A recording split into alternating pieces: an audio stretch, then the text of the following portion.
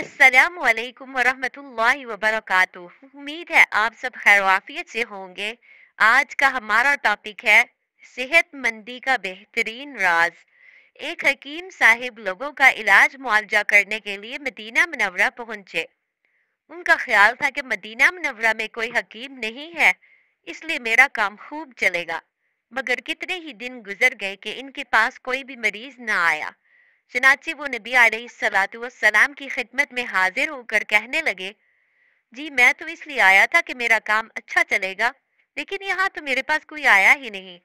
नबी अलैहिस्सलाम ने इरशाद फरमाया, ये लोग खाना उस वक्त खाते हैं जब उन्हें सख्त भूख लगी होती है, और अभी कुछ भूख बाकी होती है कि ये खाने से हाथ खींच लेते हैं। इसी वजह से इनको बीमारियां कम लगती हैं। ये सेहतमंदी का बेहतरीन राज है जो अल्लाह की महबूब सल्लल्लाहु अलैहि वसल्लम ने इनको बताया।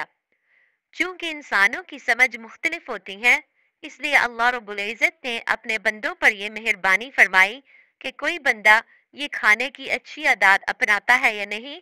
इन पर एक महीना ऐसा भेज दिया कि इस महीने में वो जबरदस्ती उसका पाबंद हो जाए ताकि इसको भी फायदा मिल जाए। इस तरह हर तबके के इंसानों के लिए रमजानुल मुबारक सेहत का जरिया बन जाता है। गोया ये महीना हर तबका इंसानी के लिए आफियत का पैगाम देता है। इंसान जो कुछ भी खाता है वो इसके बदन की जरूरत होती है। किसी ने खूब कहा, किसी चीज की भी ज्यादती हमेशा नुकसान देती है। अगर हम किसी भी मशीन को ओवरलोड करेंगे तो वो ब्रेक डाउन के चांसेस ज्यादा हो जाएंगे।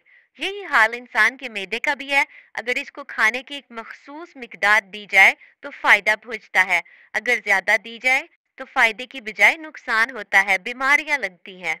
ज्यादा खाने से इंसान के अंदर चर्बी ज्यादा आती है, वो मोटा हो जाता है, जिसकी वजह से इसका वजन बढ़ जाता है। फिर वो किसी काम का नहीं रहता, चलने फिरने से भी वो आजिज आ जाता है। तो अब वो इबादत कैसे करेगा? इसी तरह दुनिया के बाकी काम काज कैसे करेगा? जिससे अपना आप नहीं संभाला जाता, वो खुदा के किसी दूसरे बंदे को क्या संभालेगा?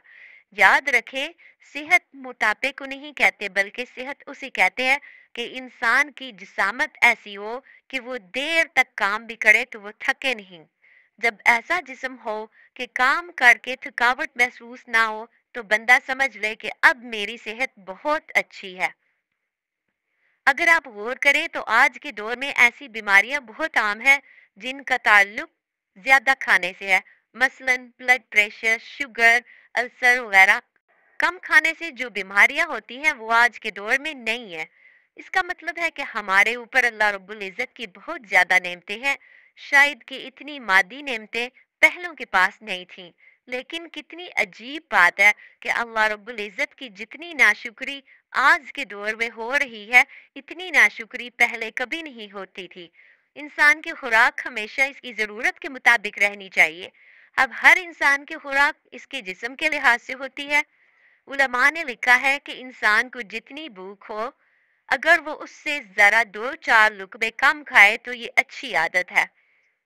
हम ये नहीं कहते कि इंसान के पास अल्लाह ताला की नेमतें हों और वो फिर भी भूखा रहे और जिस्म को ग़िज़ा ही ना दे। खाएं जरूर, मगर कितना? जितना बदन को जरूरत हो, ताकि खुराक अच्छे अंदाज से हजम होकर जिस्म का हिस्सा बन सके।